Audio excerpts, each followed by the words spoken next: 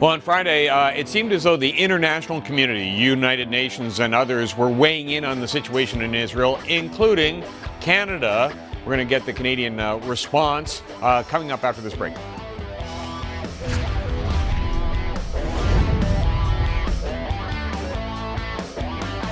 Our goal is to achieve sustainable quiet and security for our people, and we're doing that by degrading Hamas and other terror capabilities.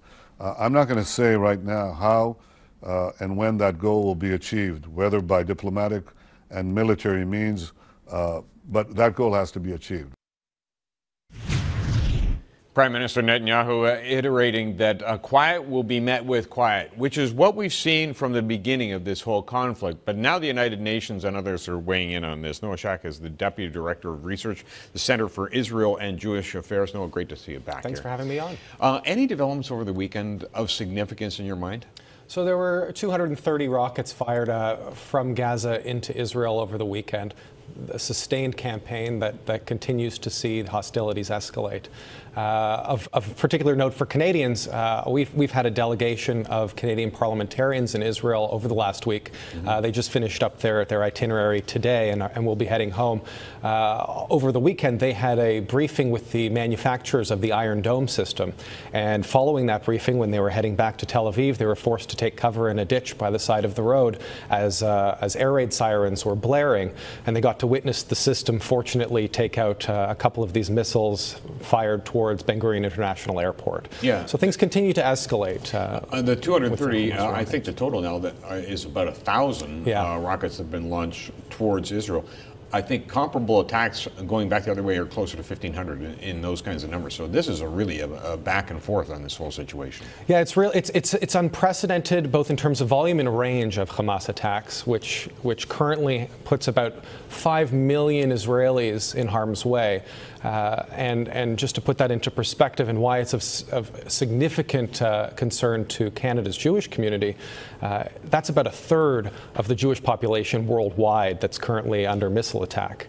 And unfortunately, the ones who are in the greatest danger are the most vulnerable. We're talking about children, the elderly, the disabled, who have more difficulty getting to the bomb shelters that Israel has set up throughout the country.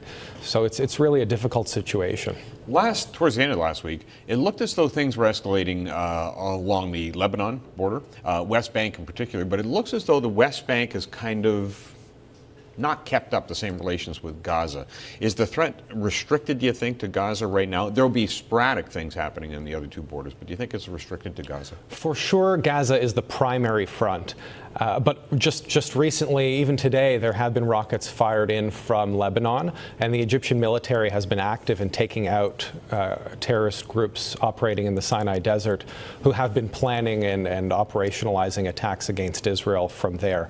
So I think we'll continue to see these groups attempt to launch attacks from Lebanon and from Egypt.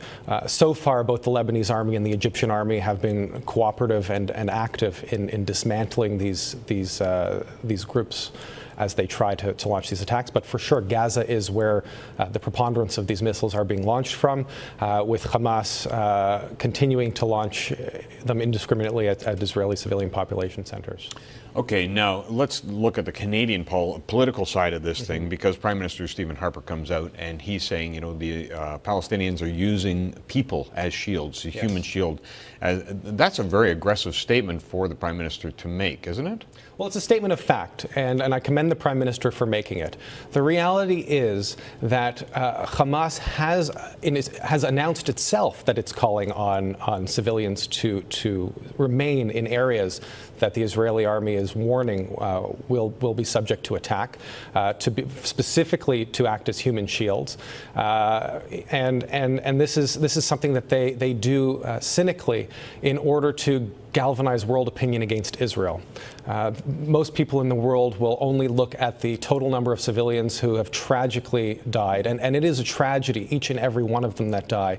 But we have to look clearly at who is causing that to happen, and it's Hamas sending these people specifically into harm's way. There was a spokesman from Hamas this weekend who articulated very clearly, we are sending our people to death. That's what they're doing. Yeah. Meanwhile, Israel is making every effort that it can to tell people this is where we're going to attack, get out of the way. Exactly. They're sending text messages, leaflets. They've developed a new technique called knocking on the roof, where they send essentially a sound bomb to warn residents of any particular building or in the area that building or site will be targeted in the next 10 minutes and that they should vacate the area. They've gone out of their way to make sure that people know what's going on and that they can avoid the area when these military operations are taking place.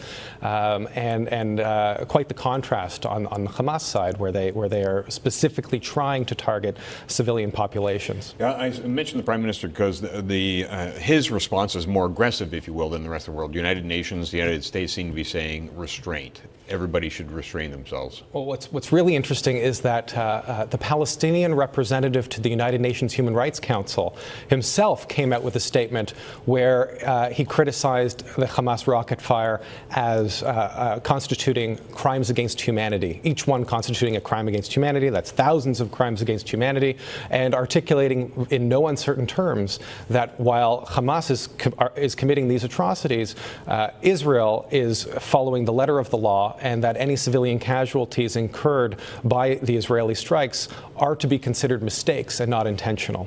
So I think, you know, the Prime Minister has articulated it very clearly.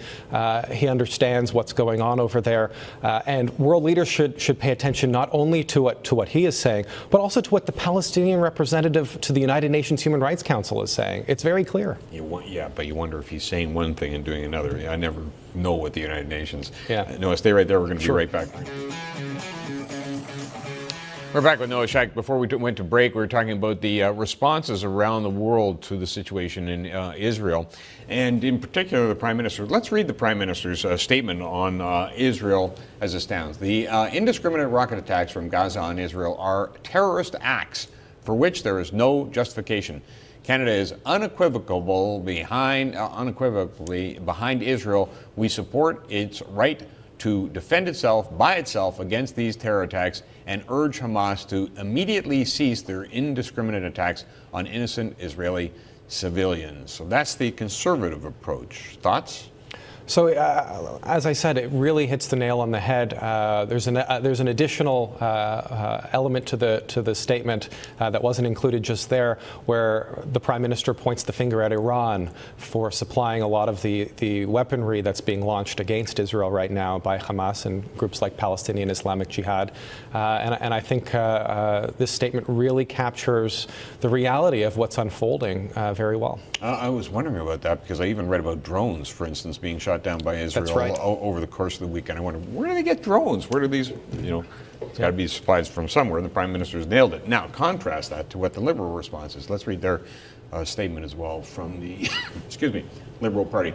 Liberal Party of Canada is greatly concerned about the escalating violence in Israel and the Gaza Strip. We strongly urge all parties to, without delay, seek an immediate ceasefire. All possible steps must be taken to protect civilian life. The only path to peace is through negotiation. All sides must demonstrate restraint and real commitment to peace if this violence is to be quelled. It's much more in line with the bland statements you're seeing from around the world.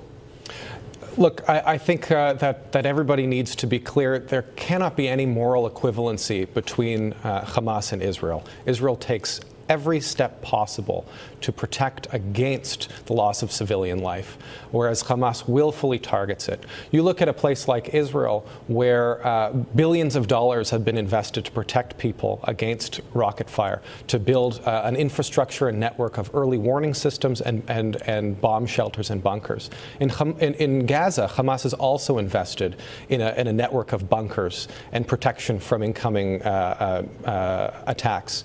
Unfortunately, it's not to protect civilians, it's to prevent Hamas leaders, operatives, and weapons stockpiles, while they continue to send civilians to the front lines despite warnings of exactly where these pinpoint Israeli strikes are going to be taking place. There's no moral equivalency between the two sides. They're operating in entirely and fundamentally different ways, and I think everybody needs to recognize that's the reality. I think people are. Gina, you've got some online reaction to in particular, the statements coming from the various parties. Yes, in particular, actually, Prime Minister Stephen Harper. You know, his comments playing really well, certainly with our viewers, but also many other Canadians that I'm seeing online. We're asking in our web poll, sunnewsnetwork.ca, are you glad the Prime Minister took a firm position on the Hamas attacks against Israel? Let's take a look at the results. Okay, 95% say yes, and over 800 people have now voted in that poll. It's open all day long, so get your votes in. But yeah, a pretty, Canadians feel overwhelmingly, I think, good about our Prime Minister using those strong words because they feel that's what's needed in this case. Yeah. Gina, thanks very much for that.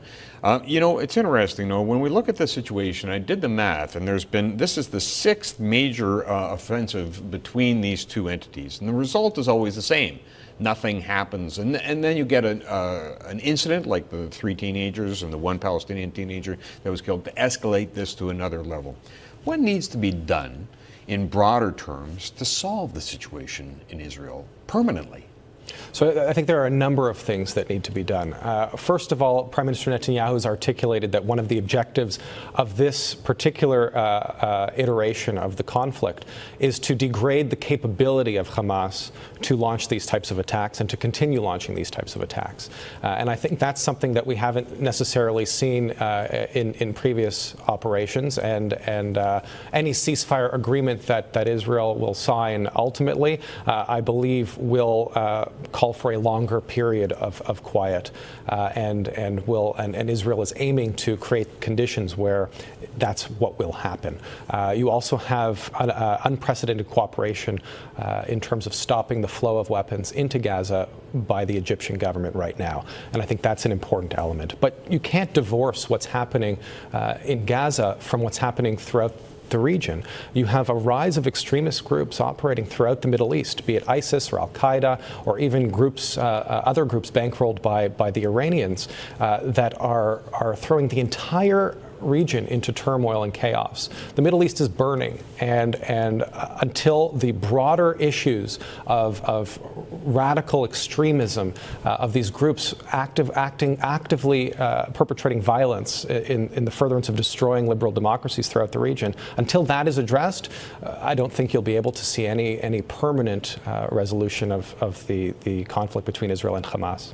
No, thanks so much. Thank you very much. Noah Shack joining us, Deputy Director of Research for the Center for Israel and Jewish Affairs.